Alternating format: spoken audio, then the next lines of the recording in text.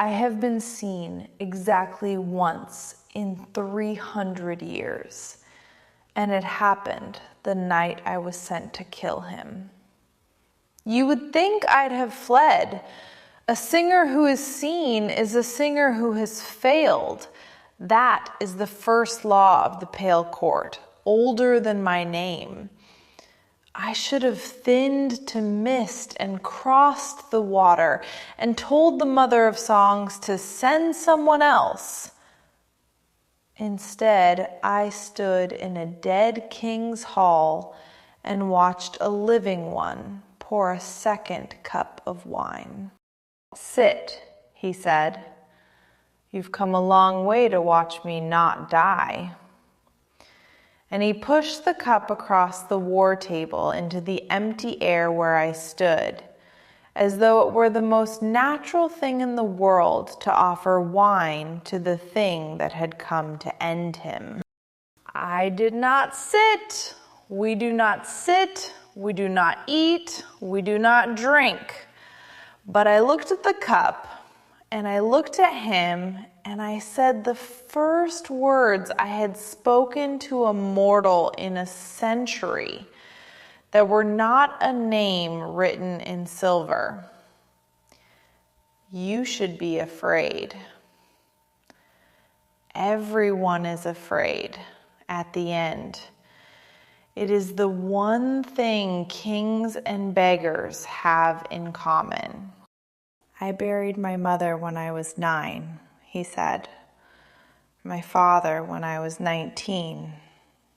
2 brothers, a sister, a wife I was promised to before I ever loved her. I have been to so many endings. He turned the cup in his hand. Yours is the first that came to keep me company instead of taking someone from me. Forgive me if I'm not afraid. I think I'm just glad of the company. And that undid me more than the seeing had. Terror I know how to sing over, but a man who greets his own death like an old friend come in from the cold, I had no note for that. So I did what I have always done when a soul unsettles me. I reached for his name to steady myself. "Tell me your name," I said. Not the one the thread gave me, his true name, the one a soul answers to. With it, the song goes easier, kinder. He heard the difference. Of course he did. This man heard everything. "No," he said, gentle as anything. "I don't think I will.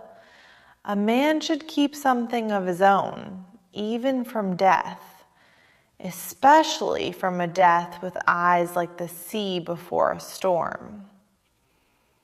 You may tell me yours, though, if you like." And I wanted to. Do you understand how frightening that is? 300 years I have guarded my name like a wound, and this tired, doomed, impossible king asked for it with a half smile, and some drowned thing in me wanted to simply hand it over. I did not, but I wanted to. That was the first crack. I felt it open. The night was going, the first note still owed, so I stepped back into the shadow at the end of his hall, and I did the thing I have never done in 3 centuries. I cheated my own craft. I drew the naming up from that cold, deep place, and I sang it so softly, so thin, that it barely brushed the threshold of his soul. Enough to satisfy the law, not enough to truly begin. A whisper where there should have been a bell. And as I sang, he pressed his hand flat to his side again. That same door held shut. And for just a moment, the storm blue went distant with a pain he was careful not to name. I told myself it was the song. I know now it was not the song. The song had barely touched him. Something else was already inside him, and it had been there a long time. I had just enough time to wonder at it when the window banged open on a wind that smelled of the pale court, of salt and old grief, and a raven the color of a closed eye dropped onto the war table between us. It carried no scroll. Our messages are not written. It simply opened its beak and spoke in the mother of song's own voice, sweet and patient and wrong. Maeve, my finest, why does the first note ring so faint across the whole of the sea? Sing him, love. Sing him faster. And I remember thinking, faster. In 300 years, she had never once told me to hurry. Why would death, of all things, ever be in a hurry?